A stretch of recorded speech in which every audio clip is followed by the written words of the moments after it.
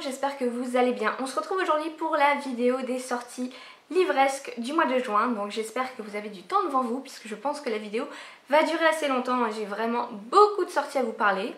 Bon, j'ai aussi pris des notes sur les livres hein, parce que comme ça, moi j'ai pas besoin d'aller chercher le résumé. J'ai déjà des petites notes. Alors je risque dans cette vidéo de bafouiller un petit peu plus que d'habitude hein, puisque bon, vous vous en rendez bien compte, ça arrive souvent. Mais là j'ai genre le plus gros aft de toute ma vie dans ma bouche et des fois quand j'essaye de bien articuler, ça fait mal. Voilà.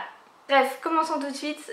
On va commencer par le 3 juin avec tout d'abord Femme sans merci de Camilla Lackberg aux éditions Actes Sud. Donc c'est son nouveau, j'ai toujours pas découvert cette autrice. D'ailleurs si vous avez un titre en particulier à me conseiller pour la découvrir, n'hésitez pas à me le mettre en commentaire. Mais celui-là je l'ai noté parce que c'est vrai qu'il m'a interpellée. Même si c'est on est sur un thème qui a été quand même déjà assez vu. Hein. Moi je l'ai vu plusieurs fois déjà ce thème. Mais ça peut être pas mal. On se retrouve avec 3 femmes qui souffrent un petit peu toutes de leur mariage. Voilà, il y en a une, son mari la trompe, une autre, son mari est abusif. Et l'autre, elle va découvrir un secret sur son mari qui fait que elle veut pas rester avec lui. Et du coup elles vont se retrouver sur un forum et faire un pacte pour chacune assassiner le mari de l'autre, voilà, faire une espèce de chaîne où tout le monde tue le mari de quelqu'un d'autre, mais du coup il n'y a pas de mobile et du coup on ne les retrouve pas, hein. Donc, comme je vous l'ai dit, c'est quelque chose qui a été déjà assez vu, mais ça peut être intéressant, voilà. Toujours le 3 juin sort Absolution de Elsa Sigurdardóttir, toujours chez Actes Sud. Donc c'est un polar islandais, je crois que c'est un tome d'une saga, tome 2 ou 3, je ne sais plus, puisqu'on est avec un flic qui s'appelle Huldur et une psychologue pour enfants qui s'appelle Freya. Et je crois avoir déjà vu ces deux personnages dans d'autres résumés de l'autrice. Et là on est sur des thèmes assez actuels, hein. On a les réseaux sociaux et le harcèlement scolaire. Voilà, après je ne sais pas plus, je n'en sais pas plus sur l'histoire, j'ai juste noté ça. Je crois qu'on est avec une vidéo sur Snapchat où il va y avoir une menace ou un meurtre, un des deux, je ne sais plus. Et ça va lier du coup aux réseaux sociaux et sûrement après au harcèlement scolaire. Ensuite, toujours le 3 juin sort Sirène de Laura Pugnot aux éditions Un culte noir même je crois. Je ne connais pas du tout cette maison d'édition. Celui-là j'en ai entendu parler sur le groupe de Séverine. Et franchement elle avait l'air hyper hypée et moi aussi au début ça m'intéressait pas mal.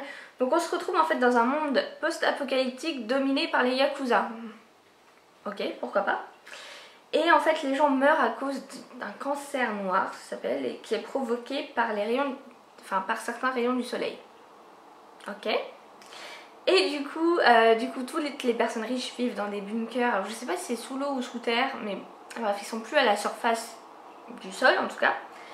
Et les Yakuza du coup ont décidé de créer une nouvelle race, alors pas vraiment d'êtres humains puisque c'est un petit peu des hybrides, ce sont des femmes, plus ce sont que des femmes je crois, mi-femmes, mi-poissons, du coup des sirènes, voilà. Et ils ont créé cette race d'êtres vivants pour servir de viande, voilà. Je trouve qu'on est un petit peu dans la même thématique que Cadavreski, que j'avais lu il y a quelques mois. Et on se retrouve du coup avec un homme qui est surveillant de bassin d'élevage et qui va tomber amoureux d'une sirène et ils vont faire ce qu'ils auront à faire et du coup va naître de cette union une petite hybride sirène, sirène humain, voilà. Ça a l'air un petit peu barré, en même temps ça a l'air assez intéressant, mais autre petit détail dont a parlé Séverine quand elle a parlé de cette vidéo. Bon, t'arrêtes de faire bouger la caméra toi? C'est que le livre fait moins de 200 pages je crois, donc c'est assez peu pour mettre en place un monde post-apo. Voilà, j'ai un petit peu peur que ce soit un petit peu le même genre que Cadavreski qui était... Alors que c'était intéressant mais il n'y avait pas vraiment d'histoire, on était vraiment dans un enchaînement de scènes où on a des humains à la place des animaux. Voilà, donc je sais pas, à voir. Ensuite on va passer aux sorties poche du 3 juin, donc il y a tout d'abord un livre que je vais me prendre, j'ai très envie. C'est le premier tome des 7 sœurs de Lucinda Riley qui sort au livre de poche avec cette magnifique couverture. Mais il n'y a pas seulement le tome 1, mais aussi le tome 2 et le tome 3. Voilà, donc moi je vais commencer par prendre le tome 1 hein, parce que bon, on sait jamais, je peux ne pas aimer, voilà. Donc si vous ne connaissez pas les 7 sœurs, je crois on est avec un homme qui est richissime, qui a voulu adopter 7 filles des 7 coins de partout autour de la Terre. Et quand il va mourir, il va laisser à chacune des indices pour retrouver d'où elle vient, en gros. Je crois que c'est ça. Et donc après, il y a un tome par sœur. Corrigez-moi si je me trompe. Voilà, donc j'ai très hâte de découvrir cette saga qui est vraiment... j'entends beaucoup de bons avis sur cette saga. Ensuite, toujours le 3 juin sort Et tu entendras le bruit de l'eau de Sophie Jomain chez HarperCollins Poche. Voilà, je l'ai noté, je sais pas trop pourquoi. Quand j'ai relu le résumé, je me suis dit, ouais.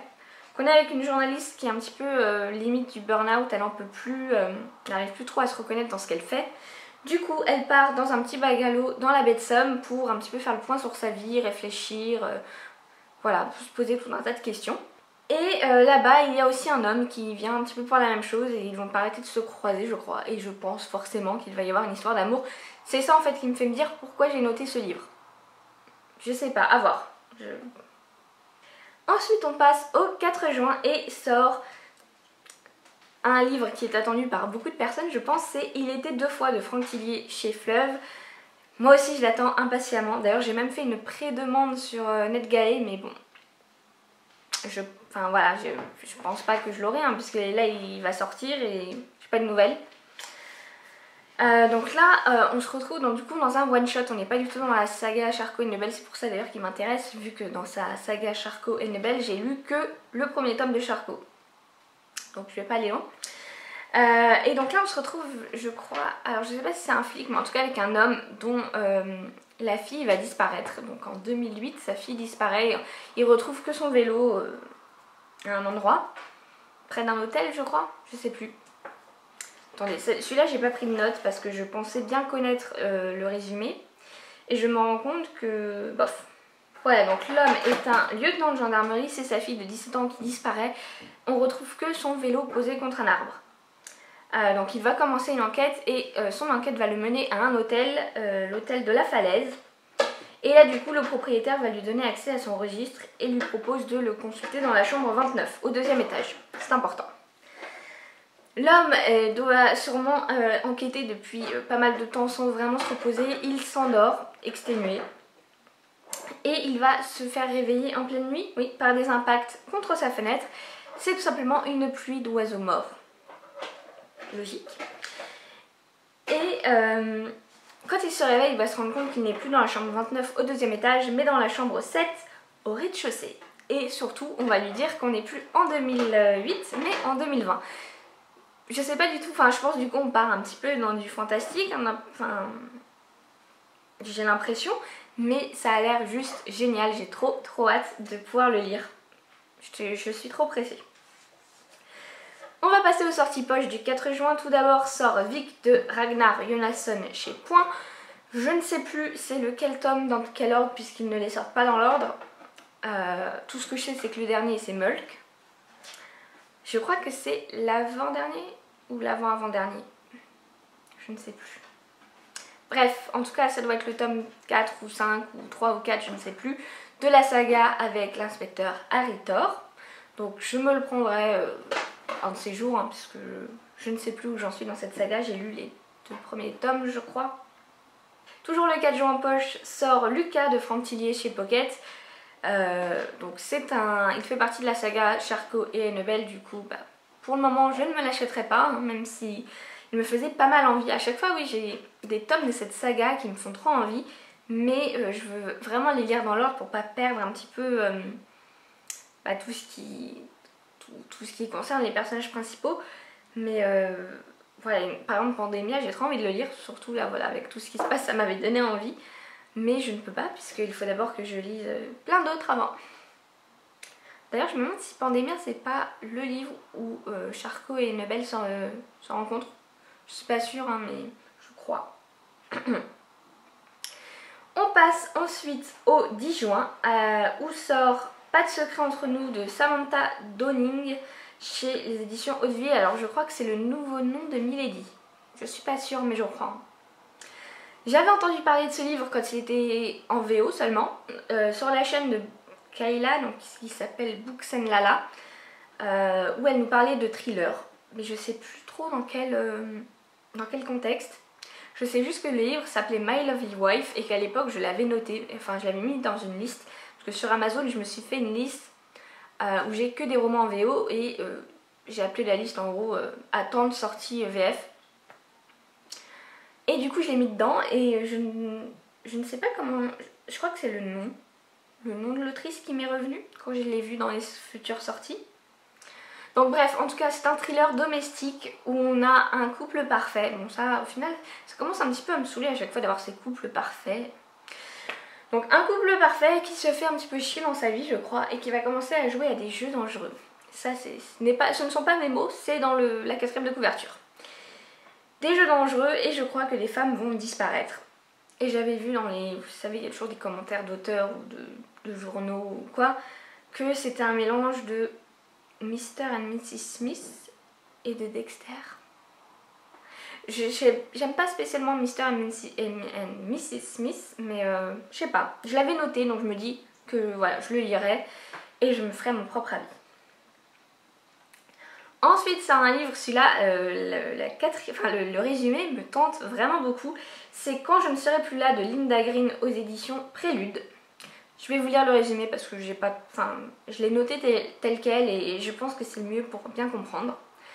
Donc, depuis quelques jours, Jess Munt vit un terrible cauchemar. Son fil d'actualité Facebook semble totalement déréglé et la transpose dans un futur où elle n'existe plus. Elle serait vraisemblablement morte dans un accident, mais avant cette fin tragique, elle se découvre un petit ami, un mariage et même un bébé. Pourtant, lorsque de nouveaux messages suggèrent qu'elle a été assassinée, le doute s'installe. Et s'il ne s'agissait pas d'une simple blague, mais de son véritable destin. Ça a l'air juste un petit peu barré, mais je sais pas, ça me tente pas mal. Hein. Ensuite, on va passer aux sorties poche du 10 juin. Oui, c'est ça. Avec tout d'abord un livre que j'avais lu pas en grand format, je l'avais lu sur ma Kindle. C'est L'odeur de la colle en peau de Adèle Bréau au livre de poche. Et à l'époque, j'avais vraiment beaucoup aimé et je m'étais dit que je me le prendrais sûrement un jour en poche quand je le trouverais à l'occasion. Parce que ouais, j'avais vraiment beaucoup aimé, ça nous replonge vraiment dans notre enfance, à nous qui sommes nés en... Enfin, pas moi encore, mais fin 80 et moi début 90. Voilà, on est vraiment dans cette période, je sais plus en quelle année on est. 80... Je sais qu'on est dans les années 90, on suit une collégienne qui a 13, 14 ans, je ne sais plus. Et on va la suivre sur toute une année, il va lui arriver plein de choses, enfin tout ce qui peut arriver à une adolescente, mais vraiment c'était intéressant et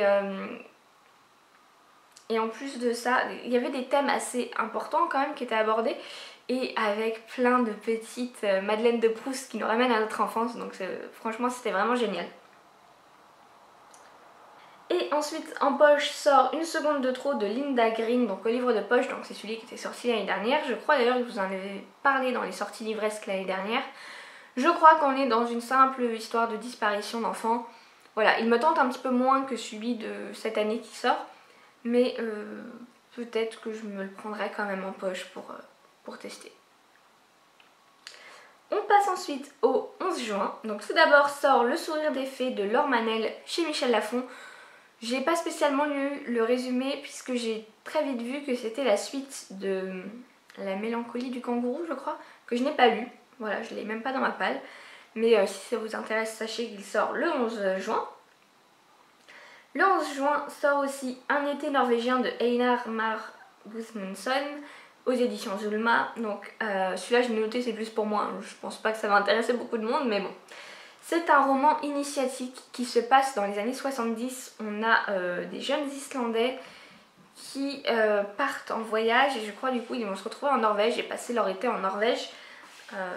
Et donc voilà, découvrir, voilà, c'est un roman initiatique, donc ils vont apprendre des choses, ils vont grandir, je crois que c'est un petit peu la dernière génération de hippies en plus, donc voilà, on est un petit peu dans cette ambiance un peu hippie je crois. Enfin j'en sais pas plus, mais je le lirai sûrement, hein, parce que Enfin, ça se passe pas en Islande, hein, quoique ça se passe avec des Islandais, mais ça ne se passe pas en Islande. Ensuite, le 11 juin toujours sort 7 mensonges de Elizabeth Kay dans la collection La Bête Noire de Robert Laffont. Donc celui-là, pareil, j'en ai entendu parler sur le groupe de Séverine. Je vais vous mettre une photo là, hein, comme pour les autres de toute manière, mais si vous voyez qu'il y a des... Le livre a l'air assez particulier, puisqu'on dirait qu'il y a des genres d'intercalaires. Et je crois qu'on se retrouve avec une femme qui a une amie et qui lui a fait 7 gros mensonges. Voilà, donc les 7 mensonges.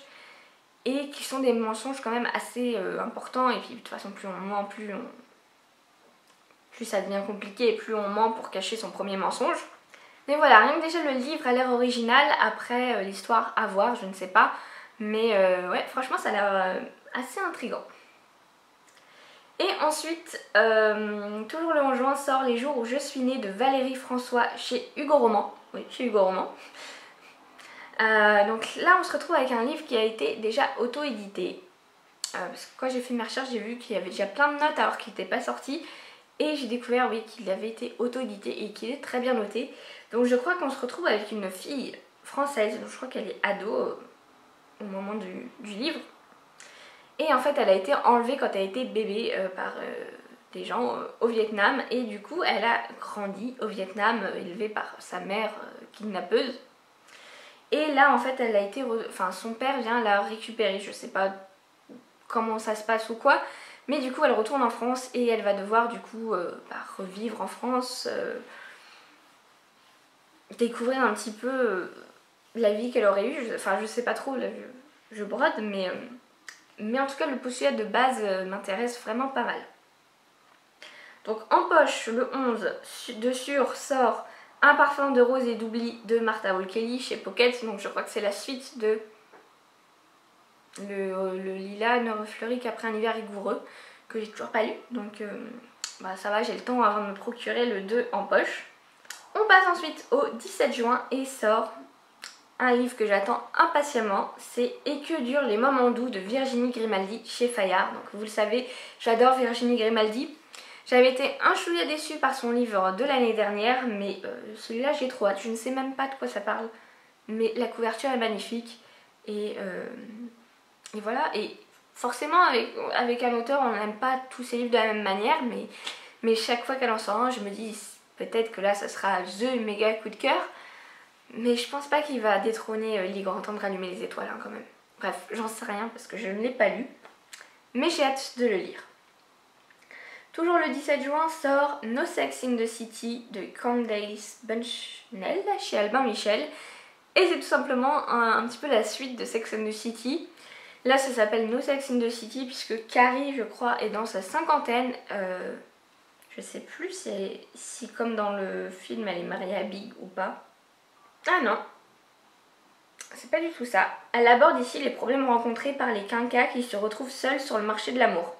Fini l'ère de la performance, du coup d'un soir et de la frivolité. Bienvenue dans le désert du No Sex in the City. Voilà, donc moi je suis une grande fan de la série. J'avais lu le livre il y a quelques années aussi. J'avais même lu le journal de Carrie quand elle était ado. Voilà, j'aimais vraiment beaucoup tout cet univers de Sex and the City. Et du coup, bon, même si ça ne me concerne pas trop, c'est pas trop ma tranche d'âge, hein, les quinquas, mais ouais, j'aurais quand même très envie de le lire. Et ensuite, on va passer aux sorties poche qui sortent le 17 juin. Et vous l'avez peut-être vu dans la miniature, mais le 17 juin sort le livre que vous allez devoir tous aller acheter. Vous, mes abonnés, sinon... je ne veux... Non, j'allais dire sinon je veux plus de vous, non je plaisante. Mais sort le 17 juin Le Paradis Blanc en poche, donc au livre de poche, donc c'est Le Paradis Blanc de Christine Anna. Et d'ailleurs je vous dis, je vous oblige à aller l'acheter, mais peut-être bien que pour fêter les 1000 abonnés, peut-être bien que il pourrait arriver chez vous, peut-être bien. Voilà, mais on verra ça plus tard. Ensuite sort Quand nos souvenirs viendront danser de Virginie Grimaldi au livre de poche. Donc je vous l'ai dit, je l'avais lu sur ma Kindle l'année dernière. Et bah voilà, vu que je les collectionne tous, ils sont là-haut, je les collectionne tous en édition, le livre de poche, bah je me l'achèterai. Et ensuite sort un thriller qui est De bonnes raisons de mourir de Morgan Odick au livre de poche. Donc celui-là il me faisait très envie l'année dernière quand il est sorti en grand format. On est, je crois, le soir de la catastrophe de Tchernobyl. Et en fait il va y avoir, je crois, un meurtre ce soir-là. Et après je n'en sais pas plus. C'est tout ce que je sais. Mais ça me tente énormément. On passe ensuite au 18 juin. Je vais pas y arriver. Hein. Tout d'abord sort Pièces détachées de Phoebe Morgan chez l'Archipel. Donc là, on se retrouve avec une femme qui essaye d'avoir désespérément un enfant. Elle enchaîne les fives. Et un jour, elle va trouver sur le pas de sa porte un petit bout, donc une cheminée miniature de la maison de poupée qu'elle avait avec sa sœur, que son père lui a fabriqué, enfin leur avait fabriqué. Père qui était architecte et qui est décédé. Et du coup, elle va trouver ça, elle va se dire ça y est, c'est un signe, je vais réussir à avoir mon enfant. Sauf que très vite, elle va retrouver d'autres bouts de cette maison de poupée disséminés un petit peu partout dans sa maison, sur son clavier d'ordinateur, sur son oreiller, vraiment à des endroits où ils sont pas censés être. Hein. Et elle va très vite prendre peur puisqu'elle se demande qui rentre chez elle pour déposer ça. Et je crois qu'on a aussi sa sœur qui reçoit des appels anonymes un petit peu bizarres. Voilà. Ça a l'air pas mal. Ensuite sort La nuit d'avant de Wendy Walker chez Sonatine. Donc Wendy Walker, j'en entends beaucoup de bien de par Séverine. J'ai un livre dans ma palle d'elle. C'est pas Emma dans la nuit, c'est l'autre. Je ne sais plus comment il s'appelle. Et du coup, j'ai noté celui-là parce que comme Séverine en dit tant de bien sur cette Wendy Walker, et celui-là m'intéresse aussi. Donc pareil pour celui-là, je vais vous lire le résumé, ce sera plus simple. Le résumé et après il y a une petite note de la maison d'édition. Après, ah oui, et puis surtout le personnage principal de ce livre s'appelle Laura. Voilà, donc forcément ça donne envie. Après une rupture difficile, Laura décide de tourner la page en se créant un profil sur un site de rencontre. Un premier rendez-vous est pris, l'homme s'appelle Jonathan Fields, il a 40 ans, il vient de divorcer. Pour le rencontrer, Laura part avec le minivan de sa sœur Rosie et l'une de ses robes. Elle sera, promet-elle, de retour le soir même. Le lendemain matin, elle n'est toujours pas rentrée. Donc là, s'arrête la partie du résumé que j'avais noté. En raconter plus serait criminel. Disons juste qu'un événement particulièrement traumatisant, survenu lors de son adolescence, a sérieusement ébranlé l'inconscient de Laura. Alternant entre ses séances de psy, la nuit des faits et l'enquête du lendemain, le récit aborde des zones de la psyché humaine où peu d'auteurs de thrillers psychologiques osent s'aventurer. Voilà, je crois que oui, c'est ça. Wendy Walker, elle fait du thriller psychologique. D'ailleurs, je crois que celui qui est dans ma palle, on est avec une jeune fille qui va chez une psy après je ne sais plus quel événement. Voilà, donc j'ai l'impression que c'est vraiment un thème récurrent chez Wendy Walker, d'aller chez le psy. Toujours le 18 juin sort Et ton cœur qui bat de Karen Pont chez Michel Lafon. Je n'ai pas trouvé de résumé pour celui-là, mais j'aime bien ce que fait Karen Pont. Voilà, c'est jamais des coups de cœur, c'est jamais de la grande littérature. Enfin, même si, bon, j'ai envie de dire, je ne lis pas souvent de la grande littérature, mais bon, c'est jamais très profond, très... Enfin voilà, c'est du feel good, c'est sympathique, voilà, c'est sympathique. Mais de temps en temps, j'aime bien lire des livres juste sympathiques. Toujours le 18 juin sort chez Gallmeister La Vénus de Botticelli Creek de Keith McCafferty. Donc on est dans la vallée de la Madison, on est une jeune femme et guide touristique, enfin elle fait visiter la vallée à plein de touristes, une jeune femme rousse, voilà, déjà ça me plaît. Et un soir elle va disparaître, sachant que la même nuit il y a des loups qui ont hurlé. Voilà, tout le monde pense que la jeune fille, elle était bouffée par les loups.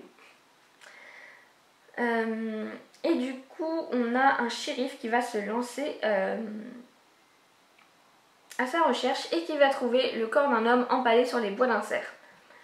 Donc voilà, donc il doit en même temps enquêter, je crois, sur ça et sur la disparition de la jeune fille.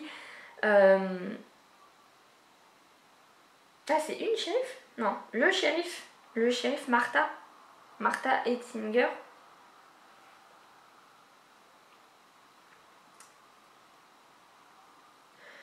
Donc bref, cette personne enquête, aidée de son ami peintre, pêcheur et privé occasionnel Sean Stranahan. Martha devra se confronter à un groupe de fanatiques de défense des animaux, le clan du loup à 3 griffes, et à leur meneur au charisme destructeur.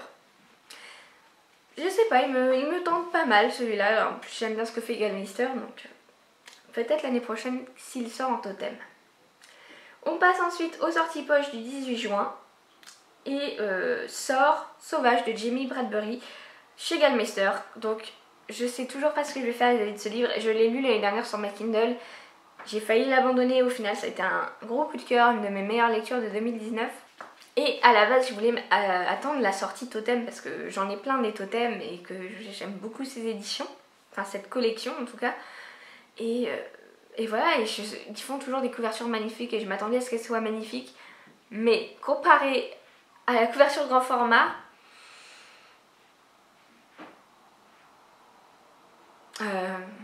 voilà, moi je peux pas résister à une aurore boréale. Alors c'est vrai que les chiens de traîneau ont une part très importante dans ce livre, hein, c'est pour ça que je pense qu'ils ont mis un chien de traîneau en gros sur la couverture.